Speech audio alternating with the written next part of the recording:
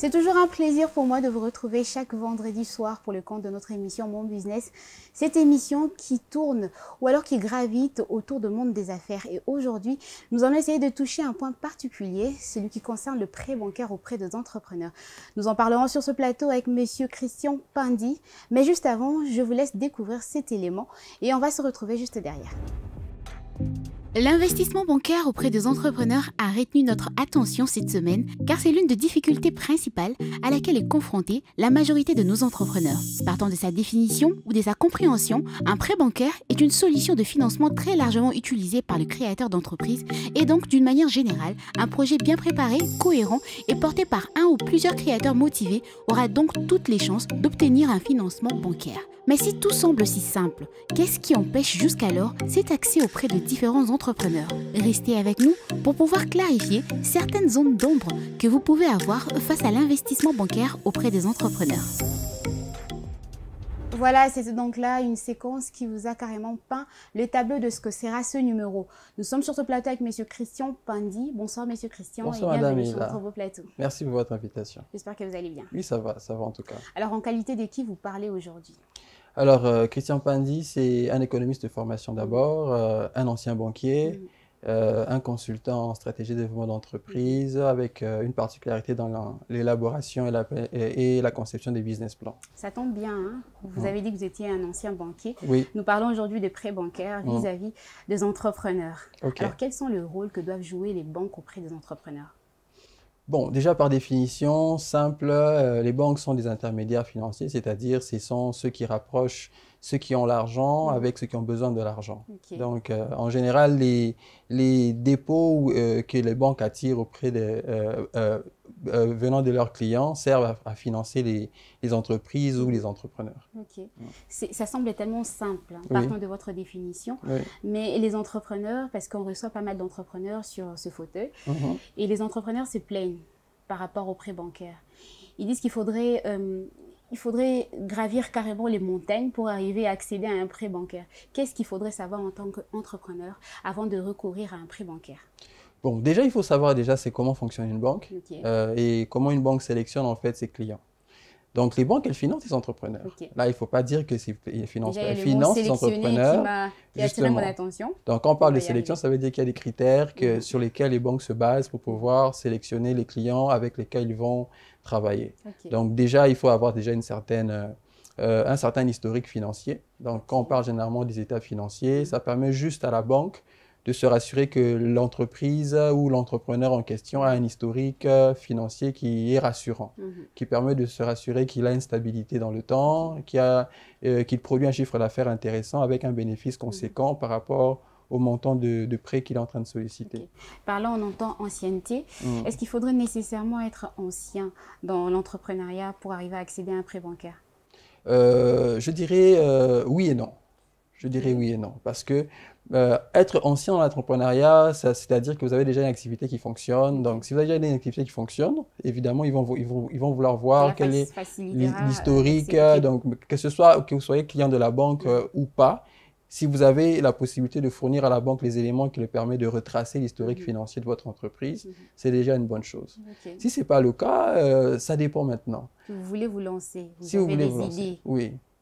Bon, si vous voulez vous lancer, il faut comprendre déjà qu'il y a les conditions d'octroi des crédits d'une banque. Déjà, j'ai parlé des états financiers, c'est-à-dire de la rentabilité de l'entreprise qui doit être prouvée.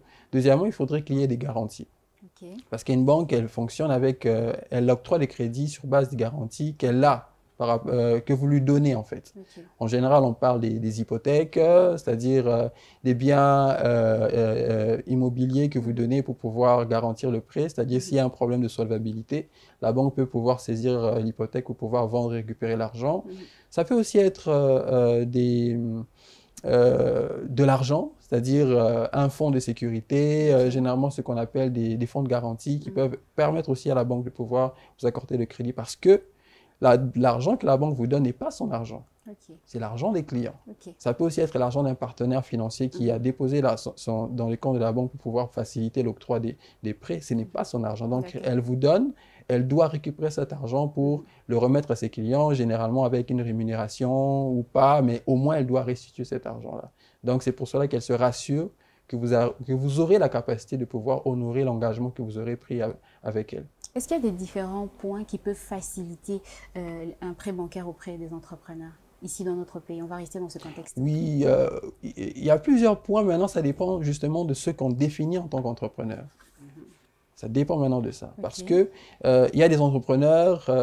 déjà, quelqu'un qui gère une entreprise est un entrepreneur. Dans le sens où il doit développer des idées, il doit innover pour pouvoir assurer la rentabilité de son entreprise. Il doit aussi être formel. Oui, il doit être formel. Là, je passe déjà le niveau où vous devez avoir les documents. Vous devez avoir, je passe ce niveau-là. Parce que tout le monde peut avoir les documents, tout le monde peut ouvrir un compte, mais tout le monde ne peut nécessairement pas accéder au financement que la banque met à disposition. Parce qu'elle ne remplit pas les critères, par exemple, des états financiers ou bien de la rentabilité éprouvée dans le temps et aussi qui n'a pas des garanties. D'accord? Parce qu'il y a des entrepreneurs qui ont tout ça. Je prends le cas le plus simple, certaines boutiques. Moi, je travaillais dans les banques, j'ai financé des entrepreneurs qui sont dans les boutiques, qui sont des petites micro-industries, ça existait. Mais vous pouvez avoir des gens qui ont des activités, mais qui n'ont pas les garanties, ça les bloque. Donc, s'ils n'ont pas de ça de manière personnelle, ils devront le chercher ailleurs. Maintenant, si on parle de l'entrepreneur, comme ces temps-ci, on dit souvent que c'est devenu à la mode où les gens se lancent dans des activités, c'est qui est encourageant. Mais je peux vous dire que généralement, les banques ne sont pas conçues pour financer ces types d'entrepreneurs. Pour la simple raison où ces entrepreneurs ne disposent pas des éléments qu'ils ont l'habitude de demander. C'est-à-dire des états financiers conséquents, mais aussi des garanties immobilières conséquentes. Donc, ce qui fait que souvent, c'est un frein. C'est pour ça que maintenant, les banques sont obligées de pouvoir travailler avec des institutions étatiques, paraétatiques, qui permettent de pouvoir garantir les prêts qu'ils accordent à ces différents entrepreneurs. Mais ces entrepreneurs peuvent accéder à ça si, par exemple, ils ont une activité qu'ils arrivent à faire fleurir, à pouvoir générer de l'argent, un flux financier conséquent, si peut-être ils peuvent avoir des garanties auprès des tierces personnes, ça peut être des proches ou des associés. Ça, ils peuvent obtenir les financements. Mais sinon, si c'est seulement de manière basique où vous commencez à peine, c'est souvent difficile. Parce que moi, j'ai travaillé dans les banques, je peux vous dire qu'on n'est pas formé pour ça. C'est-à-dire de pouvoir se dire, cette activité, vu le profil de l'entrepreneur, ça va marcher, on finance. Donc, c'est comme si on se jetait dans le vide. Et la banque, elle n'aime pas le vide, parce que la banque, elle fonctionne sur base du risque. Parce qu'on parlera peut-être du taux d'intérêt. Le taux d'intérêt, en fait, c'est ce risque-là. Et une entreprise qui n'a pas suffisamment de garantie a un risque élevé. Ce qui fait que vous aurez un taux d'intérêt élevé. Et vous allez me dire que beaucoup d'entrepreneurs se plaignent du taux d'intérêt, mais oui, c'est évident. Oui, j'allais en revenir. Donc, on va en revenir sur le taux d'intérêt. Si un entrepreneur, on va parler dans ces cas de figure, si un entrepreneur arrive à remplir ces critères-là que demande la banque, est-ce que cet entrepreneur doit être soumis à son tour face à une modalité ou alors à des procédures ou alors à une procédure précise? Oui, de toute évidence, c'est que la banque doit faire une descente sur terrain pour pouvoir... Dans l'entreprise de... Oui, dans l'entreprise d'entrepreneur, pour pouvoir constater physiquement l'existence de l'activité, pour pouvoir comprendre le business model de l'activité sur terrain. D'accord? Donc, se rassurer qu'il y a tout ce que l'entrepreneur a présenté comme étant son activité, son fonctionnement, ses modalités sont réelles sur terrain. Sur base de ça, il devra évidemment se soumettre aux différentes questions supplémentaires que l'agent bancaire pourra poser. Ça peut être de personnel, ça peut être lié aux particularités du fonctionnement de l'activité sur terrain. Donc, c'est peut-être une question sur la concurrence directe, tout ça, juste pour le permettre de pouvoir situer l'entreprise et faciliter en fait le monitoring tout au long du remboursement du crédit. Est-ce qu'il y a une durée de temps précis pour arriver à accéder à un prêt bancaire?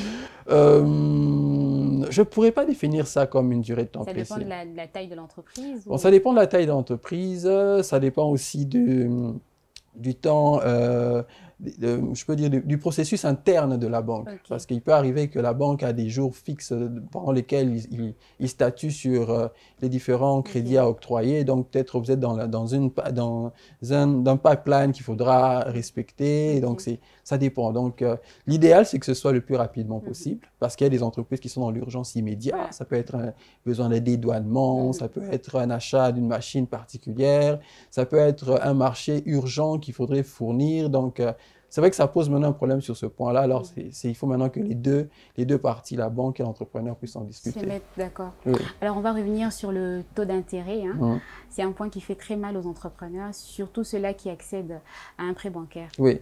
Les entrepreneurs s'y plaignent en se disant que non, voilà, les banques ont un taux d'intérêt assez élevé. Et puis, par rapport à la durée de temps impartie, cela ne leur permet pas de se lancer correctement et puis d'avoir un retour sur investissement. Ici, dans notre pays. Dans notre pays, déjà, il faut comprendre d'abord qu'est-ce qu'ils appellent taux d'intérêt élevé. Parce que si vous êtes du côté de la banque va se dire qu'on est sur un marché risqué, il y a beaucoup des informations. Mais est-ce que vous les accordez du temps à ces entrepreneurs? Du temps, c'est-à-dire? Du temps, c'est-à-dire vous leur donnez un prêt bancaire, un temps de souffler avant de commencer à restituer l'argent. C'est là maintenant que j'avais dit un peu au départ que ça dépend maintenant de la catégorie, dans quelle catégorie l'entrepreneur se situe. Si c'est une entreprise qui commence à peine, je prends toujours l'exemple basique. Vous avez une boutique qui est là depuis 2011, qui fonctionne normalement, qui a des flux intéressants, qui a l'habitude d'avoir du crédit. Sans souci. Celui-là, il a déjà une activité qui fonctionne. Donc, ce n'est pas logique de dire qu'on t'accorde un crédit et puis on va te laisser souffler pendant 3 mois. Non, donc c'est le mois qui suit, vous commencez à payer. C'est pas un peu pénalisant pour non, les entrepreneurs, pour les chefs d'entreprise? Non, c'est pas pénalisant pour la simple raison où... On vous octroie un crédit et juste après un mois... Justement, c'est là que j'en viens. C'est pas pénalisant... Vous êtes obligé de rembourser avec intérêt en plus. C'est pas pénalisant pour la simple raison où nous sommes dans le cas de figure d'une... entreprise ou d'un entrepreneur qui a déjà un flux de liquidité constant, qui a déjà un revenu constant. On peut situer par exemple à $2000 le mois. C'est normal qu'il paye 600 ou 1200 comme l'annuité en fait. C'est normal qu'il le paye puisqu'il en a les capacités. Le crédit qu'il obtient est un surplus qui le permettra de générer un revenu supplémentaire. Donc, il n'y a pas de problème sur ce point-là. Maintenant, dans le cas où vous avez un entrepreneur qui n'a pas de flux de liquidité maintenant et tout ce qui va avec, mais qui arrive à fournir toutes les différentes garanties nécessaires et tout ce qui va avec, qui permet de rassurer la banque, c'est là maintenant ça se discute. Parce que prenons le cas par exemple des entreprises agricoles, vous lui donnez pour pouvoir planter du maïs, ce n'est pas le mois prochain que les maïs vont être sur le marché. Donc c'est normal qu'on doit réadapter en fait le plan de paiement, donc ça dépend maintenant au cas par cas. Vous n'allez pas demander 3 mois pendant que vous êtes dans une entreprise où la rentabilité sera dans 6 mois, non. Donc l'entreprise, la banque adapte. Si elle est d'accord de financer, la banque va adapter le plan de remboursement en fonction du type de l'activité. D'accord, merci pour votre réponse. Bien qu'on soit que ce n'est pas suffisant auprès des entrepreneurs qui nous suivent par rapport, je comprends très bien. Je comprends très bien. Pour la simple raison où il faudrait comprendre vous êtes dans quelle catégorie d'entrepreneur. Vous êtes une nouvelle entreprise, c'est-à-dire ce qu'on appelle en général une start-up. Une start-up, elle n'a pas de revenus. Elle a comment on dit elle a un plan un plan de financement pour lequel elle demande le crédit. Pour les startups, la banque, excusez-moi, peut avancer jusqu'à 3 mois d'attente. Ça dépend en fait, ça dépend des... Je dis que si vous avez donné toutes les garanties nécessaires et tout ce qui va avec et qu'elle est d'accord à vous financer, ça c'est négocié. Vous pouvez l'obtenir, c'est possible. Pour les banques qui le font, c'est possible. Maintenant, ce n'est pas quelque chose qui sera une règle générale. Parce que toutes les entreprises ne sont pas de la même, du même fonctionnement. Donc, vous avez quelqu'un qui est peut-être dans les taxis, quelqu'un d'autre est dans le maquillage, quelqu'un d'autre est dans l'agriculture. Vous voyez un peu les modalités, le fonctionnement, le business model n'est pas le même. Donc, il peut s'adapter par rapport à tout ça. Alors, quel est le coût d'un prêt bancaire auprès des entreprises? Le coût d'un prêt bancaire. Le coût d'un prêt bancaire. On imagine que ça varie par rapport à la taille de l'entreprise. Ça varie par rapport à la taille de l'entreprise, mais aussi par rapport au risque de l'entreprise. Les entreprises agricoles n'ont pas le même risque, par exemple, qu'un fournisseur de services. Parce que dans l'agriculture, on peut avoir épidémies, on peut avoir le champ est saccagé, ce n'est pas le même type de risque. Okay. Donc les taux d'intérêt, il ne faut pas être surpris s'ils varient en fonction du type d'activité. Okay. C'est tout à fait normal, c'est en fonction de tout ça. Deuxièmement, le taux d'intérêt, comme c'est une prime pour le risque que la banque encourt, dépend aussi des informations que la banque dispose par rapport au secteur. Donc, par rapport à l'évolution du secteur, elle arrive à pouvoir se dire, bon, ici, on peut investir, mais à telle hauteur, voilà ce qu'il faut vérifier. Donc, il y a un travail qui devra être fait par l'agent bancaire sur le terrain pour pouvoir vérifier est-ce que vous respectez telle condition, telle condition. Ce travail-là doit être rémunéré. C'est pour ça qu'on fixe le taux d'intérêt.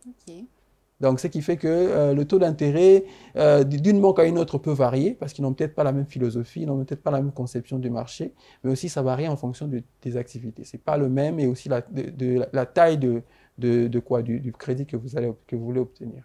Alors, quel conseil vous donnerez à un entrepreneur qui nous suit pour arriver à décrocher et à négocier un prêt bancaire?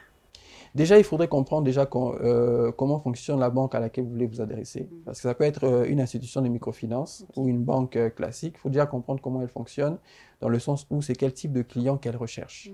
Parce qu'il ne faut pas être surpris si vous êtes rejeté par une banque, c'est normal. Peut-être que vous n'êtes pas son modèle type de client, sa cible de clientèle. Il ne faut pas être surpris. Maintenant, pour ceux qui ont ces banques qui peuvent déjà vous financer, il faut déjà savoir quelles sont les différentes conditions. Vous les remplissez, ok, là vous pouvez entamer les démarches et pouvoir convaincre les différents interlocuteurs que vous avez en face de vous pour vous donner le crédit. Si vous savez que vous avez des conditions qui ne matchent pas, renseignez-vous pour savoir comment est-ce qu'on peut les combler, qu'est-ce qu'il faut ajouter et tout ça pour pouvoir accéder au crédit. Ok. Alors que faire en cas de refus? Que faire en cas de refus? C'est simple, ne pas s'arrêter. Ne pas s'arrêter. Poser la question, pourquoi est-ce qu'on a refusé? Si vous avez la possibilité changer de banque nécessairement? Oui, nécessairement. Pas nécessairement, ça dépend en fait. Si il s'agit par exemple que vous manquez d'une garantie, trouvez la garantie. Si vous manquez de quoi, ils disent que par exemple le revenu que vous générez n'est pas suffisant, travaillez dessus. Donc c'est tous ces différents éléments-là. Facile à dire qu'à faire, j'ai envie de dire. Oui, c'est facile à dire parce que c'est important de connaître le pourquoi ça ne marche pas pour trouver une solution. Parce que je peux vous dire que vous pouvez maintenant recourir à d'autres types de financement qu'un financement bancaire, mais vous y arriverez simplement si vous êtes conscient de la limite du financement bancaire. Est-ce qu'il y a des types de financement que proposent les banques par rapport aux différentes entreprises? Oui, il y a différents types de financement que les banques proposent aux différentes entreprises, mais à la déception des entrepreneurs, la majorité des banques n'ont pas des produits adaptés aux entrepreneurs. Aïe, Presque la majorité n'ont pas des produits adaptés aux entrepreneurs. Alors, des fois, vous devez vous adapter aux produits qu'ils ont, qui existent maintenant. Si vous devez vous pensez que nécessairement qu'ils ont un produit adapté dans le sens où vous aurez un délai de grâce ou un moratoire, c'est-à-dire un temps pendant lequel vous ne payez pas, ce n'est pas automatique, ce n'est pas toutes les banques qui l'envisagent. Donc, il faut déjà savoir ça. Mais maintenant, si on prend les produits classiques que les banques proposent, il y a différents types de produits. Un dédouanement, ce n'est pas la même chose que quelqu'un qui veut construire, qui est dans la construction, ce n'est pas la même chose que quelqu'un qui est dans le service. Donc, ils ont souvent certaines nuances qui permettent de pouvoir financer selon la particularité du business. Quel type de financement que peuvent mettre à la disposition de ces clients? Un exemple, par exemple, sur les découvertes bancaires, c'est-à-dire vous obtenez un crédit que vous pouvez payer à n'importe quel moment. C'est-à-dire que, supposons que vous avez par mois, vous générez par exemple 10 000 $. Vos charges en interne, c'est peut-être 5 000 $. C'est sûr, c'est garanti que tous les mois, c'est ce flux-là qui passe à la banque et tout ce qui va avec. Mais il se fait que maintenant, vous devez payer par exemple ces 10 000 $ à chaque fin du mois. Mais le 15, vous avez un besoin d'argent urgent parce qu'il y a un marché à financer qui ne demande pas d'attendre qu'on puisse constituer les fonds à la fin. La banque peut vous accorder cette facilité-là. C'est-à-dire, il vous donne la possibilité de pouvoir aller au négatif, c'est-à-dire puiser ces 10 000 $ dans votre compte pour pouvoir les reconstituer au fur et à mesure que les entrées vont se faire avant la fin du mois. Donc, c'est un crédit qui n'a pas une date fixe à laquelle vous devez rembourser ça à n'importe quel moment. Je donne l'exemple, quand j'ai par exemple le 15, vous devez financer ce marché-là, mais il s'avère que vous avez utilisé l'argent que la banque vous a donné, et le 16, une entrée ou un client particulier vous achète des produits qui vous donnent par exemple 12 000 $. Immédiatement, vous déposez dans le compte de la banque et C'est comme si vous n'avez plus de dette avec la banque. Donc ça, c'est un produit qui est aussi particulier. Mais pour ça, il faut généralement avoir l'habitude de pouvoir déposer l'argent à la banque pour que la banque constate que vous avez généralement autant d'argent qui passe dans vos comptes, autant par mois pour pouvoir vous accorder un tel produit. Un autre produit, ça peut être pour les dédouanements. Un dédouanement, vous pouvez obtenir un produit qui permet peut-être de clôturer ce crédit dans le mois ou dans 2 mois. Donc, ce n'est pas la même chose où vous allez avoir pour un dédouanement, on vous donne sur 12 mois alors que vous pouvez le clôturer en 2 mois. Donc, ça dépend. C'est ainsi, je pense, seulement de type de produit en particulier. Alors, pour décrocher un prêt auprès d'une banque, il faudrait nécessairement être client dans cette banque. Oui, nécessairement, vous devez avoir un compte. Où est-ce qu'ils vont mettre l'argent? S'ils vous accordent l'argent, où est-ce qu'ils vont le mettre? Ils ne vont pas vous donner à la main. Non, mais je viens auprès de vous et je vous garantis que je serai un de vos clients. Non, vous ouvrez d'abord le compte. Vous ouvrez d'abord le compte parce qu'il faudrait qu'il y ait déjà... vous devez déjà avoir votre adresse à la banque. Là où ils vont trouver l'argent là où vous allez vous le rembourser, là où ils vont déposer l'argent qu'ils peuvent vous donner. Vous devez déjà nécessairement être client à la banque. Nécessairement être client à la banque pour arriver à obtenir un prêt bancaire. Oui. Alors, monsieur Christian, dites-nous, un entrepreneur qui veut obtenir un crédit bancaire ou alors un prêt bancaire, mais qui a en son compte, on va donner un exemple, on va partir sur des exemples, qui commence l'entrepreneuriat, qui a dans son compte un montant de, on va dire, $1500. Ces derniers désirent avoir peut-être le double de ce qu'il a dans son compte. Est-ce que la banque peut arriver à octroyer du crédit à ces derniers? Il commence à peine. Il commence à peine. Ok, il commence à peine. Donc, c'est une start-up. Ce qu'il fait généralement, c'est qu'il présente une projection en fait des recettes attendues dans le futur. C'est bien ça. Non, il ne va pas donner. Il ne va pas donner. Parce que vous commencez à peine. Vous commencez à peine.